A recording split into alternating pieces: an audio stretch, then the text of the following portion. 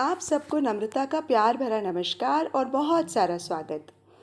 आज मैं आप सबके लिए अपने चैनल आइए सुने कहानी के माध्यम से पहली बार प्रेमचंद जी द्वारा लिखित एक कहानी तगादा लेकर आई हूँ। और ये इतनी मनोरंजक कहानी है कि मुझे लगता है आप लोग हंसे बिना रह नहीं पाएंगे। और आप में से कुछ लोगों को यदि तगादा शब्द का अर्थ न मालूम हो तो मैं बताना चाहूँगी कि पुराने ज़माने में जब महाजन लोग सूद पे गांव वालों को रुपया उधार देते थे तो उसकी वसूली के लिए जो वो निकलते थे उसको तगादा कहा जाता था। तो अगर आपने मेरा चैनल अभी तक सब्सक्राइब नहीं किया है तो प्लीज़ मेरी आपसे ये प्रार्थना है कि इसको सब्सक्राइब कर लें। यदि पसंद आए तो लाइक करें और कमेंट में मुझे ज़रूर बताएं कि मेरा वाचन आपको कैसा लगता है। तो आइए सुने कहानी प्रेमचंद जी द्वारा लिखित तगादा। सेठ शेतराम ने स्नान किया, शिव जी को जल चढ़ाया, 2 दाने मिर्च चबाए, 2 लोटे पानी पिया और सोटा लेकर तगादे पर चले। सेठ जी की उम्र कोई 50 की थी। सिर के बाल झड़ गए थे और खोपड़ी ऐसी साफ सुथरी निकल आई थी जैसे ऊसर खेत। आपकी आंखें थीं तो छोटी लेकिन बिल्कुल गोल। चेहरे के नीचे पेट था और पेट के नीचे टांगे, मानो किसी पीपे में 2 मेखें गाड़ दी गई हों। लेकिन यह खाली पीपा न था, इसमें सजीवता और कर्मशीलता कूट कूट कर भरी हुई थी। किसी बाकीदार आसामी के सामने इस पीपे का उछलना कूदना और पैतरे बदलना देखकर किसी नट का चिगिया भी लज्जित हो जाता। ऐसी आंखें लाल पीली करते, ऐसे गरजते कि दर्शकों की भीड़ लग जाती थी। उन्हें कंजूस तो नहीं कहा जा सकता क्योंकि जब वह दुकान पर होते तो हर एक भिखमंगे के सामने एक कौड़ी फेंक देते। हाँ, उस समय उनके माथे पर कुछ ऐसा बल पड़ जाता, आंखें कुछ ऐसी प्रचंड हो जाती और नाक कुछ ऐसी सिकुड़ जाती कि भिखारी फिर उनकी दुकान पर न आता। लहने का बाप तगादा है, इस सिद्धांत के वह अनन्य भक्त थे। जलपान करने के बाद संध्या तक वह बराबर तगादा करते रहते थे। इसमें एक तो घर का भोजन बचता था, दूसरे आसामियों के माथे दूध पूरी मिठाई आदि पदार्थ खाने को मिल जाते थे। एक वक्त का भोजन बच जाना कोई साधारण बात नहीं है। एक भोजन का एक आना भी रख लें तो केवल इसी मद में उन्होंने अपने 30 वर्षों के महाजनी जीवन में कोई 800 रुपये बचा लिए थे। फिर लौटते समय दूसरी बेला के लिए भी दूध दही तेल तरकारी उपले ईंधन मिल जाते थे। बहुधा संध्या का भोजन भी न करना पड़ता था, इसलिए तगादे से न चूकते थे। आसमान फट पड़ता हो, आग बरस रही हो, आंधी आती हो, पर सेठ जी प्रकृति के अटल नियम की भांति तगादे पर जरूर निकल जाते। सेठानी ने पूछा, भोजन? सेठ जी ने गरज कर कहा, नहीं, सांझ का आने पर देखी जाएगी। सेठ जी के एक किसान पर 5 रुपए आते थे। 6 महीने से दुष्ट ने सूद ब्याज कुछ न दिया था और ना कभी कोई सौगात लेकर हाजिर हुआ था। उसका घर 3 कोस से कम न था, इसलिए सेठ जी टालते आते थे। आज उन्होंने उसी गांव चलने का निश्चय कर लिया। आज बिना दुष्ट से रुपये लिए न मानूंगा, चाहे कितना ही रोए घिघियाए। मगर इतनी लंबी यात्रा पैदल करना तो निंदास्पद था। लोग कहेंगे नाम बड़े दर्शन छोटे, कहलाते सेठ चलते हैं पैदल। इसीलिए मंथर गति से इधर उधर ताकते राहगीरों से बातें करते चले जाते थे कि लोग समझें वायु सेवन करने जा रहे हैं। सहसा एक खाली इक्का उनकी तरफ से जाता हुआ मिल गया। इक्केवान ने पूछा, कहाँ लाला, कहाँ जाना है? सेठ जी ने कहा, जाना तो कहीं नहीं है, 2 परख तो और है, लेकिन लाओ बैठ ही जाएं। इक्के वाले ने चुभती हुई आंखों से सेठ जी को देखा। सेठ जी ने भी अपनी लाल आंखों से उसे घूरा। दोनों समझ गए आज लोहे के चने चबाने पड़ेंगे। इक्का चला। सेठ जी ने पहला वार किया, कहाँ घर है मियाँ साहब? घर कहाँ है हुजूर, जहाँ पड़ रहूं वहीं घर है। जब घर था तब था, अब तो बेघर बेदर हूँ और सबसे बड़ी बात यह है कि बेपर हूँ। तकदीर ने पर काट लिए, लंडूरा बनाकर छोड़ दिया। मेरे दादा नवाबी में चकलेदार थे हुजूर, 7 जिले के मालिक, जिसे चाहे तोप दम कर दें, फांसी पर लटका दें। निकलने के पहले लाखों की थैलियां नजर चढ़ जाती थी हुजूर। नवाब साहब भाई की तरह मानते थे। एक दिन वो थे, एक दिन यह है कि हम आप लोगों की गुलामी कर रहे हैं। दिनों का फेर है। सेठ जी को हाथ मिलाते ही मालूम हो गया पक्का फिकैत है। जिनमें आप लोगों को यदि फिकैत का मतलब नहीं पता तो फिकैत मतलब फेकूबाज, अखाड़ेबाज। इससे पेश पाना मुश्किल है। पर अब तो कुश्ती बध गई है। अखाड़े में उतर पड़े थे। बोले, तो यह कहो कि बादशाही घराने के हो। ये सूरत ही गवाही दे रही है। दिनों का फेर है भाई, सब दिन बराबर नहीं जाते। हमारे यहाँ लक्ष्मी को चंचला कहते हैं, बराबर चलती रहती हैं। आज मेरे घर, कल तुम्हारे घर। तुम्हारे दादा ने रुपये तो खूब छोड़े होंगे। इक्के वाला, अरे सेठ, उस दौलत का कोई हिसाब न था। न जाने कितने तहखाने बढ़े हुए थे। बोरों में सोने चांदी के डले रखे हुए थे। जवाहरात टोकरियों में भरे पड़े थे। एक एक पत्थर 50-50 लाख का। चमक दमक ऐसी कि चिराग को मात कर दे। मगर तकदीर भी तो कोई चीज़ है। इधर दादा का 40वां हुआ, उधर नवाबी बुर्द हुई। सारा खजाना लुट गया। छकड़ों पर लाद लाद कर लोग जवाहरात ले गए। फिर भी घर में इतना बच रहा था कि अब्बा जान ने जिंदगी भर ऐश किया। ऐसा ऐश किया कि क्या कोई भकुआ करेगा। 16 कहारों के सुखपाल पर निकलते थे। आगे पीछे चोबदार दौड़ते चलते थे। फिर भी मेरे गुजर भर को उन्होंने बहुत छोड़ा। अगर हिसाब किताब से रहता तो आज भला आदमी होता। लेकिन रईस का बेटा तो रईस ही होगा। एक बोतल चढ़ाकर बिस्तर से उठता था। रात रात भर मुजरे होते रहते थे। क्या जानता था कि एक दिन ये ठोकरें खानी पड़ेंगी। सेठ, अल्लाह मियाँ का शुक्र करो भाई कि ईमानदारी से अपने बाल बच्चों की परवरिश तो करते हो। नहीं तो हमारे तुम्हारे कितने ही भाई रात दिन कुकर्म करते रहते हैं, फिर भी दाने दाने को मोहताज रहते हैं। ईमान की सलामती चाहिए। नहीं, दिन तो सभी के कट जाते हैं। दूध रोटी खाकर कटे तो क्या, सूखे चने चबाकर कटे तो क्या, बड़ी बात तो ईमान है। मुझे तो तुम्हारी सूरत देखते ही मालूम हो गया था कि नीयत के साफ सच्चे आदमी हो। बेईमानों की तो सूरत ही से फटकार बरसती है। इक्के वाला, सेठ जी आपने ठीक कहा कि ईमान सलामत रहे तो सब कुछ है। आप लोगों से 4 पैसे मिल जाते हैं, वही बाल बच्चों को खिला पिलाकर पड़ रहता हूँ। हुजूर और इक्के वालों को देखिए तो कोई किसी मर्ज में मुब्तला है, कोई किसी मर्ज में। मैंने तोबा बोला, ऐसे काम ही क्यों करें कि मुसीबत में फंसे।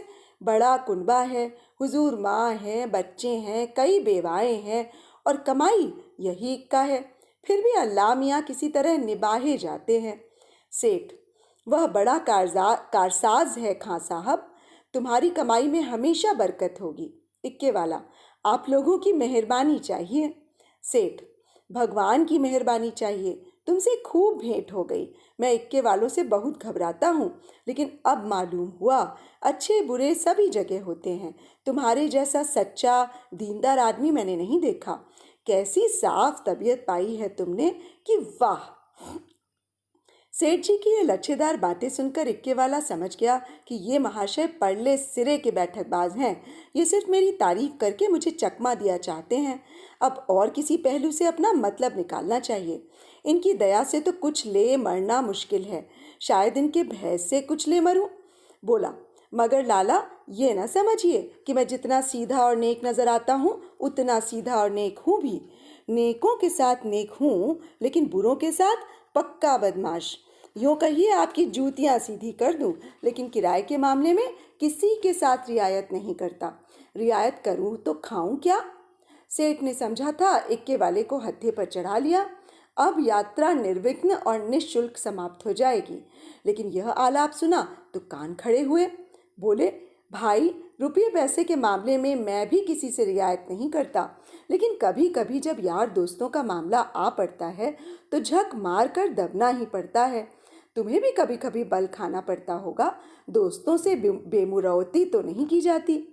इक्के वाले ने रूखेपन से कहा, मैं किसी के साथ मुरव्वत नहीं करता। मुरव्वत का सबक तो उस्ताद ने पढ़ाया ही नहीं। एक ही चंचूल हूँ। मजाल क्या कि कोई एक पैसा दबा ले। घरवाली तक को तो मैं एक पैसा देता नहीं, दूसरों की बात ही क्या है। और इक्के वाले अपने महाजन की खुशामद करते हैं, उसके दरवाजे पर खड़े रहते हैं। यहाँ महाजनों को भी धता बताता हूँ। सब मेरे नाम को रोते हैं। रुपये लिए और साफ डकार गया। देखें अब कैसे वसूल करते हो बच्चा। नालिश करो, घर में क्या धरा है जो ले लोगे। सेठ को मानो जूड़ी चढ़ाई। समझ गए ये शैतान बिना पैसे लिए न मानेगा। जानते कि यह विपत्ति गले पड़ेगी तो भूल कर भी इक्के पर पाँव न रखते। इतनी दूर पैदल चलने में कौन पैर टूटे जाते थे। अगर इस तरह रोज पैसे देने पड़े तो फिर लेन देन कर चुका। सेठ जी भक्त जीव थे। शिवजी को जल चढ़ाने में जब से होश संभाला एक नागा भी ना किया। क्या भक्त वत्सल शंकर भगवान इस अवसर पर मेरी सहायता न करेंगे। इष्ट देव का सुमिरन करके बोले, हाँ साहब, किसी और से चाहे न दबो, पर पुलिस से तो दबना ही पड़ता होगा। वह तो किसी के सगे नहीं होते। इक्के वाले ने कह कहा मारा, कभी नहीं, उनसे उल्टे और कुछ न कुछ वसूल करता हूँ। जहाँ कोई शिकार मिला झट सस्ते भाड़े बैठाता हूँ और थाने पर पहुँचा देता हूँ। किराया भी मिल जाता है और इनाम भी। क्या मजाल कि कोई बोल सके लाइसन नहीं लिया आज तक। लाइसन मजे में सदर में इक्का दौड़ाता फिरता हूँ। कोई साला चूं तक नहीं कर सकता। मेले ठेलों में अपनी खूब बनाती है। अच्छे अच्छे माल चुनकर कोतवाली पहुंचाता हूँ। वहाँ कौन किसी की दाल गलती है। जिसे चाहे रोक लें, 1 दिन 2 दिन 3 दिन, 20 बहाने हैं। कह दिया शक था कि यह औरत को भगाए लिए जाता था। फिर कौन बोल सकता है। साहब भी छोड़ना चाहें तो नहीं छोड़ सकते। मुझे सीधा ना समझिएगा, एक ही हरामी हूँ। सवारियों से पहले किराया तय नहीं करता। ठिकाने पर पहुँच के 1 के 2 ले लेता हूँ। जरा भी ची चपड़ किया तो आस्तीन चढ़ा पैतरे बदल कर खड़ा हो जाता हूँ। फिर कौन है जो सामने ठहर सके। सेठ जी को रोमांच हो आया। हाथ में एक सोटा तो था, पर उसका व्यवहार करने की शक्ति का उनमें अभाव था। आज बुरे फंसे। न जाने किस मनहूस का मुंह देखकर घर से चले थे। कहीं यह दुष्ट उलझ पड़े तो 10-5 दिन हल्दी सोंठ पीना पड़े। अब से भी कुशल है, यहीं उतर जाऊं तो जान बच जाए, वहीं सही। भीगी बिल्ली बनकर बोले, अच्छा अब रोक लो खां साहिब, मेरा गांव आ गया। बोलो तुम्हें क्या दे दूं। इक्के वाले ने घोड़ी को एक चाबुक और लगाया और निर्दयता से बोला, मजूरी सोच लो भाई। तुमको न बैठाया होता तो 3 सवारियां बैठा लेता। तीनों 4-4 आने भी देते तो 12 आने हो जाते। तुम 8 ही आने दे दो। सेठ जी की बधिया बैठ गई। इतनी बड़ी रकम उन्होंने उम्र भर इस मद में खर्च नहीं की थी। इतनी सी दूरी के लिए इतना किराया वो किसी तरह ना दे सकते थे। मनुष्य के जीवन में एक ऐसा अवसर भी आता है जब परिणाम की उसे चिंता नहीं रहती। सेठ जी के जीवन में ये ऐसा ही अवसर था। अगर आने दो आने की बात होती तो खून का घूंट पीकर दे भी देते, लेकिन 8 आने के लिए कि जिसका द्विगुण एक कलतार होता है, अगर तू मैं ही नहीं हाथापाई की भी नौबत आए तो वो करने को तैयार थे। यह निश्चय करके वह दृढ़ता के साथ बैठे रहे। सहसा सड़क के किनारे एक झोपड़ा नजर आया। इक्का रुक गया। सेठ जी उतर पड़े और कमर से एक दुअन्नी निकालकर इक्केवान की ओर बढ़ाई। इक्केवान ने सेठ जी के तेवर देखे तो समझ गया ताव बिगड़ गया। चाशनी कड़ी होकर कठोर हो गई। अब यह दांतों से लड़ेगी। इसे चुबल कर ही मिठास का आनंद लिया जा सकता है। नम्रता से बोला, मेरी ओर से इसकी रेवड़ियां लेकर बाल बच्चों को खिला दीजिएगा। अल्लाह आपको सलामत रखे। सेठ जी ने एक आना और निकाला और बोले, बस अब जुबान न हिलाना, एक कौड़ी भी बेसी न दूंगा। इक्के वाला, नहीं मालिक, आप ही ऐसा कहेंगे तो हम गरीबों के बाल बच्चे कहाँ से पलेंगे। हम लोग भी आदमी पहचानते हैं हुजूर। इतने में झोपड़ी में से एक स्त्री गुलाबी साड़ी पहने पान चबाती हुई निकल आई और बोली, आज बड़ी देर लगाई। यकायक सेठ को देखकर, अच्छा आज लाला जी तुम्हारे इक्के पर थे, फिर आज तुम्हारा मिजाज काहे को मिलेगा। एक चेहरे शाही तो मिली ही होगी, इधर बढ़ा दो सीधे से। यह कहकर वह सेठ जी के समीप आकर बोली, आराम से चरपैया पर बैठो लाला, बड़े भाग थे कि आज सवेरे सवेरे आपके दर्शन हुए। उसके वस्त्र मंद मंद महक रहे थे। सेठ जी का दिमाग ताज़ा हो गया। उसकी ओर कनखियों से देखा। औरत चंचल, बाकी कटीली, तेज तर्रार थी। सेठानी जी की मूर्ति आंखों के सामने आ गई। भद्दी, थल-थल, पिल-पिल, पैरों में बेवाए फटी हुई, कपड़ों से दुर्गंध उड़ती हुई। सेठ जी वैसे तो नाम मात्र को भी रसिक ना थे, पर इस समय आंखों से हार गए। आंखों को उधर से हटाने की चेष्टा करके चारपाई पर बैठ गए। अभी कोस भर की मंजिल बाकी है, इसका ख्याल ही ना रहा। स्त्री एक छोटी सी पंखिया उठा लाई और सेठ जी को झलने लगी। हाथ की प्रत्येक गति के साथ सुगंध का एक झोंका आकर सेठ जी को उन्मत्त करने लगा। सेठ जी के जीवन में ऐसा उल्लास कभी अनुभव नहीं हुआ था। उन्हें प्रायः सभी घृणा की दृष्टि से देखते थे। चोला मस्त हो गया। उसके हाथ से पंखिया छीन लेनी चाहिए। तुम्हें कष्ट हो रहा है, लाओ मैं झल लूं। यह कैसी बात है लाला जी, आप हमारे दरवाजे पर आए हैं, क्या इतनी खातिर भी ना करने दीजिएगा। और हम हैं ही किस लायक, इधर कहीं दूर जाना है क्या? अब तो बहुत देर हो गई, कहाँ जाइएगा? सेठ जी ने पापी आंखों को फेरकर और पापी मन को दबाकर कहा, यहाँ से थोड़ी दूर पर एक गांव है, वहीं जाना है, सांझ को इधर ही से लौटूंगा। सुंदरी ने प्रसन्न होकर कहा, तो फिर आज यहीं रहिएगा, सांझ को फिर कहाँ जाइएगा? एक दिन घर के बाहर की हवा भी खाइए, फिर न जाने कब मुलाकात होगी। इक्के वाले ने आकर सेठ जी के कान में कहा, पैसे निकालिए तो दाने चारे का इंतजाम करूं। सेठ जी ने चुपके से अठन्नी निकालकर दे दी। इक्के वाले ने फिर पूछा, आपके लिए कुछ मिठाई लेता हूँ? यहाँ आपके लायक मिठाई तो क्या मिलेगी, हाँ मुंह मीठा हो जाएगा। सेठ जी बोले, मेरे लिए कोई ज़रूरत नहीं, हाँ बच्चों के लिए ये 4 आने की मिठाई लिवाते लाना। चवन्नी निकालकर सेठ जी ने उसके सामने ऐसे गर्व से फेंकी मानो इसकी उनके सामने कोई हकीकत ही नहीं।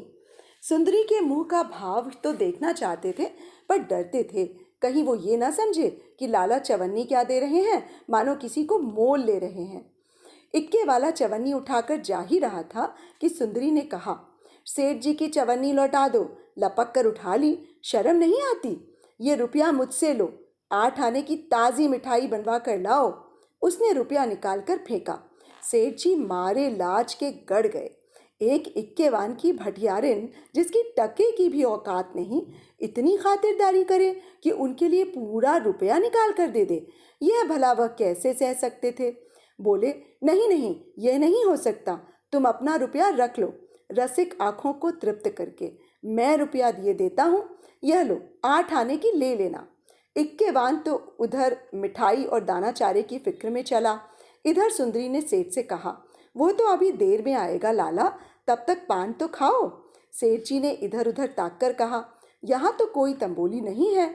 सुंदरी ने उनकी ओर कटाक्षपूर्ण नेत्रों से देखकर बोली, क्या मेरे लगाए पान तंबोली के पानों से भी खराब होंगे?